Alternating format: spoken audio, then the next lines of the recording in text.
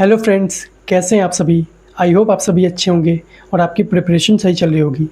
आज की ये वीडियो उन बच्चों के लिए है जो अभी अभी 11th में हैं और नीट की प्रिपरेशन करने का सोच रहे हैं या 10th में ही हैं लेकिन नीट का प्रिपरेशन करना चाहते हैं। तो आज की इस वीडियो में मैं आपको बताऊंगा कि क्या गलती नहीं करनी है, कैसे आपको शुरुआत करनी है, क्योंकि शुरू में बहुत दिक्कत होती है, ख़ासकर अगर आप ऑनलाइन प्रिपेयर करने वाले हो तो इस वीडियो में देखो, मैंने तो कोई नीट निकाला नहीं है, बट मैं आपको एक गाइड कर सकता हूँ, क्योंकि भाई जो गलतियाँ करता है वही आपको अच्छे से बता सकता है कि क्या गलती नहीं करनी है। तो आज की इस वीडियो में यही सब मैं आपको बताने वाला हूँ। अगर आप 11th में हो और नीट की प्रिपरेशन करने वाले हो तो इस वीडियो को लास्ट तक ज़रूर देखें। सबसे पहले मैं आपको अपने बारे में बता दूँ। Hi, my name is Amar and I am preparing for NEET 2027। तो चलिए इस वीडियो को शुरू करते हैं। स्टेप नंबर 1, सबसे पहले तो आप कोई कोचिंग पकड़ो। ये तो आपको पता ही होगा कि भाई नीट की प्रिपरेशन करने के लिए कोचिंग पकड़नी पड़ती है, ठीक है। तो मान लो ऑनलाइन या ऑफ़लाइन ये आपके हाथ में है। अगर आप कैपेबल हो तो ऑफ़लाइन पकड़ लो, अगर आप नहीं हो तो ऑनलाइन भी पकड़ लो। मेन बात ये होती है कि आपकी प्रिपरेशन कैसी है, यही चीज़ डिसाइड करती है कि आपका सिलेक्शन होगा या नहीं। ये चीज़ आप लिख के ले लो। आपके मन में ये नहीं रहना चाहिए कि ऑफ़लाइन वाले हैं तो ऑफ़लाइन वाले ही निकाल लेते हैं, खर्चा हो रहा है, ऐसा कुछ भी नहीं है, ठीक है।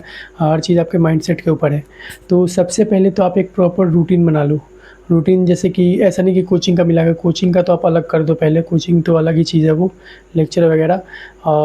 कम से कम आपको सेल्फ स्टडी 6 घंटे की तो होनी चाहिए, कम से कम। भाई इससे ज़्यादा ही पढ़ना पड़ता है, क्योंकि ये सब एग्ज़ाम के लिए भाई जितना पढ़ो उतना कम है। तो कम से कम 6 घंटे का तो आप बना ही लो। 2-2 घंटे तीनों चैप्टर को डिवाइड कर दो रिवीजन के लिए। इसमें आप क्वेश्चन प्रैक्टिस तो करो ही करो। रूटीन बनाना क्यों ज़रूरी है, देखो, मान लो कि भाई ऐसे ही कुछ भी पढ़े जा रहे हो, कोई रूटीन है नहीं, 1 घंटा ये पढ़ लिया, आधा घंटा वो पढ़ लिया, ऐसे नहीं। प्रॉपर एक रूटीन बनाओ एंड कागज़ पे लिख के या तो दीवार पे चिपका लो या तो मन में बैठा लो, जैसा भी कर लो, रूटीन बनाओ।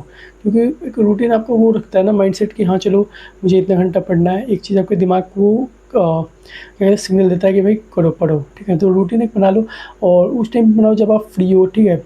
और जैसे कि अभी इस टाइम पढ़ रहा हूँ तो मैं कोई काम ना ही करूँ तो अच्छा है, चाहे घर वाले जो भी दें, बट नहीं करना है, क्योंकि भाई प्रिपरेशन के टाइम भाई आपको फुल फोकस्ड रहता है और रहना पड़ता है। आपको पूरा ध्यान आपकी पढ़ाई पे ही रहना चाहिए, ये नहीं कि बीच में उठ के चले गए यहाँ कोई काम कर लिया, तो ऐसा नहीं। तो सबसे मेन ज़रूरी बात है कि आप अच्छा सा रूटीन बना लो एंड आपके हिसाब से, आप मान लो 8 घंटे ही पढ़ते हो तो उस हिसाब से अपना बना लो। सेल्फ स्टडी जितना भी करना चाहो आप। जैसे कि मैं भी सेल्फ स्टडी उतना अच्छे से नहीं कर पाता, बट मैंने फिर भी एक रूटीन बना रखा है कि मैं इतने से इतने बजे अपना क्लास लूँगा और इतने से इतने बजे तक अपना जो भी अपना रिवीजन करूँगा। तो रूटीन आप बना ही लो।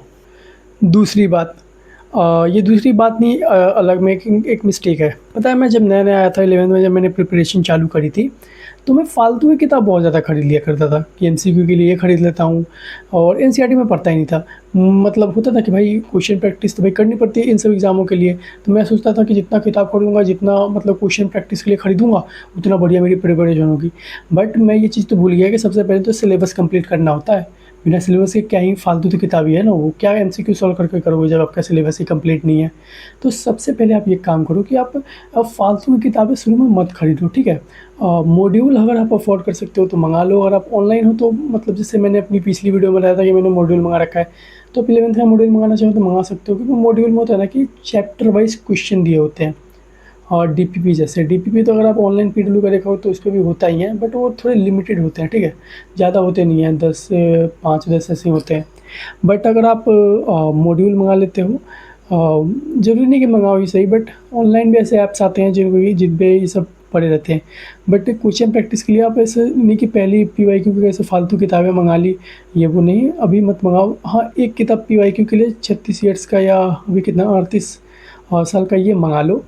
हाँ, 1-2 मंगा लिया, एक तीनों का एक-एक मंगा लिया अगर कोई पीवाईक्यू बुक, वो भी संडे टू संडे मतलब टेस्ट देने के लिए, तब ठीक है। बट ये नहीं कि मंगाते रह गए, मंगाते रहे, ये पसंद आया ये मंगा लिया और एनसीईआरटी पढ़ रहे हैं ही नहीं, तो ये चीज़ आपकी गलती होगी। मैंने बहुत शुरू में आपने देखा होगा, मैं आपको दिखा दूँगा, डेल में भरे पड़े हैं, बट उनका मुझे टाइम ही नहीं मिलता कि मैं उनका कभी क्वेश्चन प्रैक्टिस कर पाऊँ, क्योंकि भाई मैं सबसे पहले सिलेबस खत्म करूँ कि मैं क्वेश्चन प्रैक्टिस करूँ। तो ऐसी गलतियाँ शुरू में नहीं है, पैसे बर्बाद होते हैं, ठीक है। बाद में अगर आपको कब खरीदना चाहिए, जब आपको पूरा सिलेबस खत्म हो जाए, आपको लगे कि हाँ मेरा क्वेश्चन ये वाले मेरे मॉड्यूल के सॉल्व हो रहे हैं, मेरा मतलब कोई ऐप पे भी ले रखा है तो वो भी मेरे सॉल्व हो रहे हैं, तब जाके मंगा लो कि हाँ भाई मतलब मेरा पूरा एकदम लग रहा है कि हाँ मैंने ख़त्म कर लिया, मेरा ये सब क्वेश्चन सॉल्व हो रहे हैं, तो आप मंगा लो। उसके बाद उसके प्रैक्टिस करो, बट पहले एकदम शुरू में मत मंगा लेना, ये गलती बिल्कुल मत करना।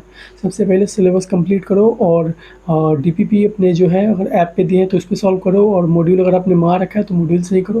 बट शुरू में पीवाईक्यू बुक मत मंगाओ, एक मंगा लो, अगर कोई भी अपने हिसाब से अगर आपको अच्छा लगे, मैं क्या ही बताऊँ, ठीक है। तो हाँ, बट एमटीजी के खरीद लेना आप बायोलॉजी के लिए, मैं ये ज़रूर आपको रिकमेंड करूँगा। उसका मैंने बता रखा है अपनी पुरानी वीडियो में, तो वो मंगाना चाहो तो मंगा सकते हो, ठीक है। तो आई होप आपको इनमें समझ गए होंगे कि आपको फालतू की किताबें नहीं करनी है। सबसे पहले एनसीईआरटी पढ़नी है आपको अच्छे से। अगर आपने एक पीवाईक्यू बुक मंगा रखा है तो वो कंप्लीट होने के बाद आपको सॉल्व करना है, बाकी डीपीपी सॉल्व करना है। जब मैं 11th के शुरुआत में था, तब मुझे लगता था कि भाई मैं नोट्स पढ़ के ही अपना जो भी है कंप्लीट कर लूँगा, अपना जो भी है अपना एग्ज़ाम दे दूँगा। बट ये मेरी सबसे बड़ी गलती थी, क्योंकि लाइन बाई लाइन भी पूछते हैं नीट के एग्ज़ाम में। जब आप पीडब्ल्यू का दोगे, कोई भी टेस्ट वगैरह कुछ भी दोगे आप, उसमें आपको पता चल ही जाएगा।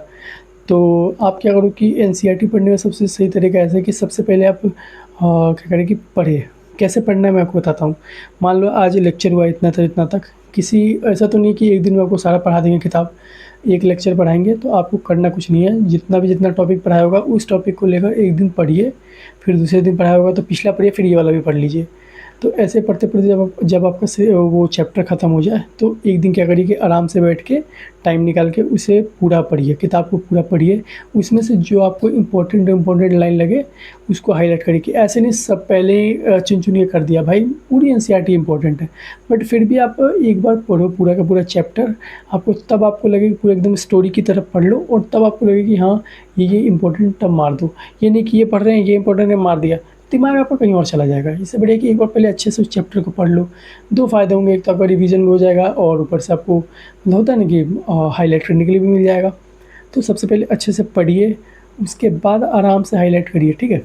ये नहीं कि पहले ही रंगने लग गए, तो ये चीज़ें बेकार है। और एनसीईआरटी अच्छे से पढ़िए, और आपको कोई वर्ड होते हैं जो समझ में नहीं आया तो आप या तो गूगल ट्रांसलेट की हेल्प ले लीजिए, या तो यूट्यूब से उसका एक्सप्लेनेशन देख लीजिए। बट एनसीईआरटी मत छोड़िए, चाहे वो फिज़िक्स का हो या केमिस्ट्री का। बायोलॉजी और केमिस्ट्री का तो पढ़िए ही पढ़िए, ठीक है। भले ही टाइम निकालना तो पड़ेगा उसके लिए, भाई आपको टाइम निकाल लो, 15 मिनट 20 मिनट आधे घंटे जितना भी, लेकिन पढ़ो।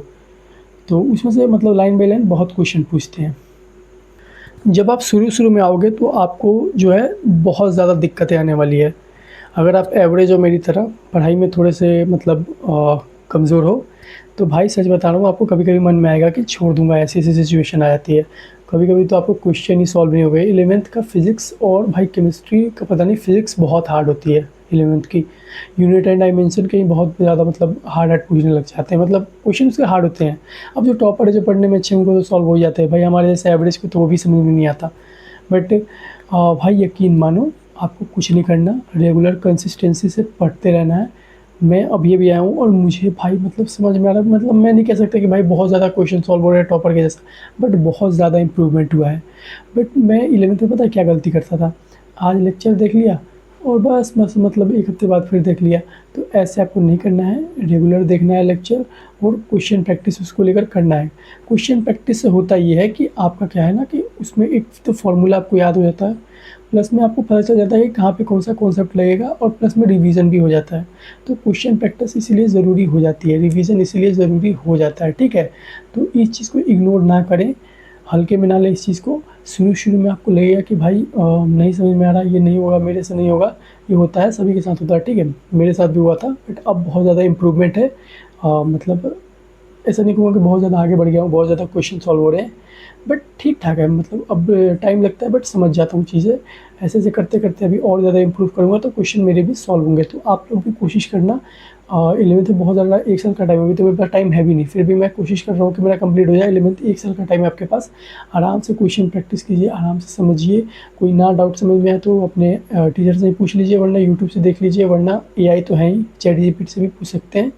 तो ये करें, बट आप छोड़ें नहीं, मतलब निराश ना हो। शुरू में भाई मैं लिख के देता हूँ, अगर आप 11th में आए हो, आप तैयारी करने वाले हो, ऐसा होगा ही होगा आपके साथ कि भाई लगेगा कि छोड़ दूँ, कितना हार्ड है ये एग्ज़ाम, मेरे लिए बना ही नहीं है, सब आएगा आपके मन में, बट छोड़ना नहीं है। आपको कंसिस्टेंसी से पढ़ते रहना है। नहीं समझ में नहीं आएगा भाई, आपका काम है कर्म करना, पढ़ते रहो, पढ़ते रहो। एक टाइम के बाद ये समझ में आएगा। और ये चीज़ मुझे आज रियलाइज़ हो रही है जब मैं ड्रॉप ईयर में आया हूँ, मेरे पास कम टाइम है। मैं आज भी सोचता हूँ काश 11th होता तो मैं ऐसा कर लिया होता, भाई रोज़ पढ़ता, कंसिस्टेंसी से ये सब ना चीज़ें सोचता, तो आज मैं मतलब बहुत ज़्यादा इम्प्रूव कर चुका होता। मतलब मेरे निकलने के चांसेस बहुत ज़्यादा होते हैं। तो आप लोग टेंशन मत लेना, शुरू-शुरू में बहुत ज़्यादा दिक्कत आएगी। अगर आप एवरेज हो तो तब तो भाई बहुत और भी आने वाली है, बट आप करते रहना, छोड़ना मत। अगर आप नीट या जेईई या किसी भी एग्ज़ाम की प्रिपरेशन करने वाले हो, भाई हाथ जोड़ के कहता हूँ, सोशल मीडिया डिलीट कर दो। मतलब मैं बता रहा हूँ, मतलब अगर आप 11th में आ चुके हो, सीरियस हो, अगर आप इस चीज़ को करने के लिए आपको डॉक्टर बनना ही है, इंजीनियर बनना ही है, तो भाई सोशल मीडिया डिलीट कर दो। ये साइलेंट किलर है आपके ड्रीम्स का। मतलब भाई पता नहीं चलने देता कब आपका टाइम वेस्ट कर रहा है, कितना आपको डिस्ट्रैक्ट कर रहा है। ये चीज़ें आप मान लो पढ़ाई पढ़ते-पढ़ते रहे, बीच में मतलब थोड़ा-सा भी रील्स खोल लिया, 2-2 घंटे कब बीत जाएँगे पता भी नहीं चलेगा। तो ये चीज़ है कि मैं आपको बता रहा हूँ, मोबाइल ऐसा नहीं है कि पूरी तरह से छोड़ दो। ऑनलाइन प्रिपरेशन कर रहे हो तो भाई पढ़ना ही पड़ेगा मोबाइल से ही।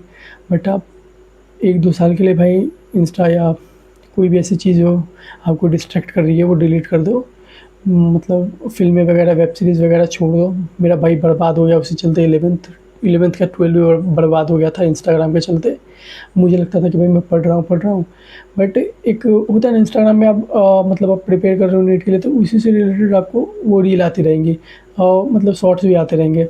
तो प्लस में वो आपको क्या करेगा कि थोड़ी मन की आपको तसल्ली देगा कि हाँ भाई तू तो निकाल ही लेगा, भले टाइम बीत गया है, क्या हो गया।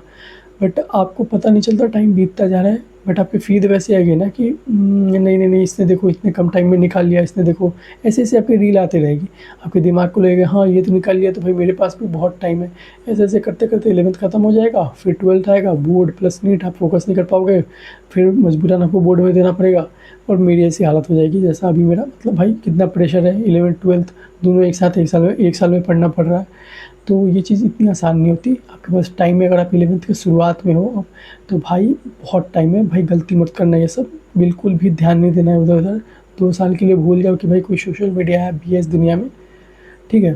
बट आप कहोगे कि भाई मतलब मैं तो आपको समझा ही सकता हूँ, वरना आप कहोगे कि आपने तूने क्या उखाड़ लिया अपनी। मैं बता रहा हूँ भाई गलती ना करो। मैं गिरा हूँ, मैं आपको सँभाल रहा हूँ कि भाई आगे ठोकर है। होता है ना भाई, कोई भी पहले गिरता है तो समझाता है कि भाई आगे ठोकर है, और सँभाल के चलना। मैं भी वैसा ही कर रहा हूँ। मेरी तो भाई टाइम चला गया, बट आप लोग देखो, अगर आप 11th में हो तो सँभाल के थोड़ा सोशल मीडिया या तो अगर आप एडिक्ट हो तो भाई इतनी जल्दी छूटने वाला है, बस धीरे-धीरे कोशिश करना, कम करते, ठीक है? तो ऐसा है। तो अगर आप सच में चाहते हो कि भाई डॉक्टर बनना, नीट निकालना, तो आप प्लीज़ इंस्टाग्राम या ये सब थोड़ा रील का एडिक्शन थोड़ा-सा कम कर दें, ठीक है? थोड़ा नहीं, बहुत ज़्यादा कम कर दें। अगर आप नीट या जेईई के लिए प्रिपेयर कर रहे हो, तो आपको अपनी लाइफ़ में कुछ चेंजेस लाने पड़ेंगे। मतलब देखो, ये सब एग्ज़ाम के लिए आपको थोड़े से, मतलब सबसे पहला तो आपको एक जगह चुन लेनी है कोई शांत सी, जहाँ पे अगर आप टेबल वगैरह हो तो रख लो, वरना कोई ऐसा रूम लेना है जहाँ पे बहुत ज़्यादा सन्नाटा हो। जैसे कि मेरा तो, मैं यहाँ तो नहीं पढ़ता, मैं यहाँ पे आके सोता हूँ, मेरा एक और घर है। मेरा नहीं है, मतलब मेरे रिश्तेदार का है गाँव में ही, तो मैं वहाँ जाके बहुत ज़्यादा शांति होती है, तो मैं वहीं पढ़ता हूँ, ठीक है। बट एक आपने सुना होगा पढ़ने वाले बच्चे कहीं पढ़ लेते हो, भाई ऐसा नहीं होता है, पूरी तरह सच नहीं है। मान लो पढ़ रहे हो, अगल-बगल से आवाज़ आ रही है, घर की आवाज़ आ रही है, कलेश चल रहे हैं, तो बट ऐसे फ़ोकस थोड़ा हटता है भाई, शुरुआत में ऐसा होता है, और प्लस में एवरेज हो तो और भी फ़ोकस नहीं बैठता। तो कुछ आपके लाइफ़ में चेंजेस लाने पड़ते हैं। पहले आपको अपना, मतलब अगर मान लो आपका स्लीप साइकिल बेकार है, तो वो सुधारना पड़ेगा। आपको इतने घंटे ही सोना है, 7 घंटे सोना है, तो 7 घंटे ही सोना है। आपको इतने घंटे पढ़ना है, तो इतने घंटे का ही आपको रूटीन बनाना पड़ेगा। अगर आप ऑफ़लाइन कोचिंग के हो, जाते हो, अगर पकड़ने वाले हो, तो हो सकता है कि आपको इतने 7 बजे उठना पड़ जाए, 8 बजे उठना पड़ जाए। फिर उसके बाद अलग से 6 घंटे पढ़ना पड़ जाए, तो फिर पढ़ना पड़ जाएगा, पढ़ना पड़ेगा। तो उस हिसाब से अपनी लाइफ़ में कुछ चेंजेस लाइए।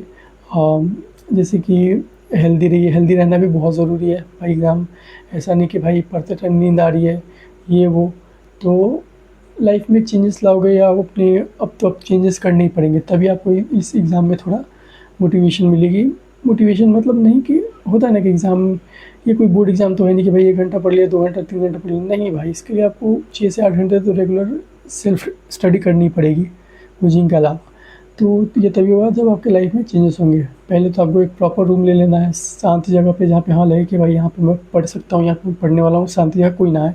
प्लस अपने घर वालों को समझा दो कि जब मैं पढ़ने वाला हूँ तो इस टाइम पे मुझे डिस्टर्ब ना करे, कोई भी काम ना बोले। कोई भी काम हो तो अगर मैं फ्री हूँ तो उसी टाइम दे दीजिए। बीच में कोई भी अगर आप काम आ जाए मान लो, तो एक बार दिमाग हट जाता है ना, तो फिर फ़ोकस करने में थोड़ा दिक्कत होती है। तो ऐसा-ऐसा आपको लाइफ में चेंजेस लाने पड़ेंगे। बाकी all the best for your preparation and आप लोग करते रहिए। मैंने जो गलती की वो गलती आप ना करिए। बाकी आप सभी को मैं दुआ करता हूँ कि आप सभी मन लगा के पढ़ें, आपका सिलेक्शन हो जाए पहले ही अटेम्प्ट में, मेरी तरह गलती ना करें। बाकी मिलेंगे अगली किसी वीडियो में, ऐसे ही मैं आप सभी को गाइड करता रहूँगा। एंड भाई माना कि मेरा नहीं निकला है, ठीक है, और पता नहीं निकलेगा कि नहीं, बट मैं आपको, अगर आप 11th में आने वाले हो तो मैंने बस इतना समझा दिया कि भाई ये गलती ना करो, मैंने जो गलती करी थी वो ना करो। ठीक है, तो मिलते हैं किसी अगली वीडियो में, तब तक के लिए बाय।